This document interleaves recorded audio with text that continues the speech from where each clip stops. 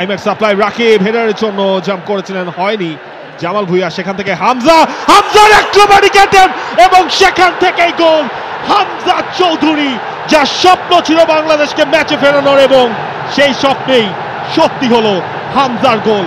পঞ্চম ম্যাচে তৃতীয় গোল হামজার। Take a bow, Hamza Chowdhury. অদ্ভুত, অবিশ্বাস্য।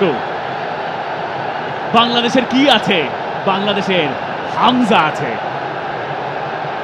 ওভারহেড কিকে জাতীয় স্টেডিয়ামে প্রাণ ফেরালেন বাংলাদেশের Hamza Chowdhury, the one and only।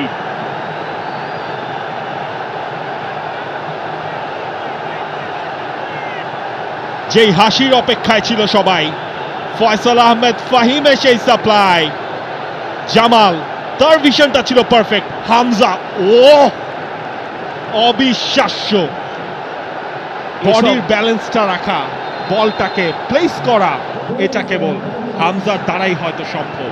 100 ম্যাচে আপনি এই দৃশ্য দেখবেন, বারবার দেখবেন, প্রতিবার দেখবেন।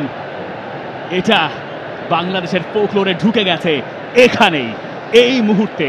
এবং এই মুহূর্তটা যারা মাঠে বসে দেখেছেন তারা মনে রাখবেন চিরকাল।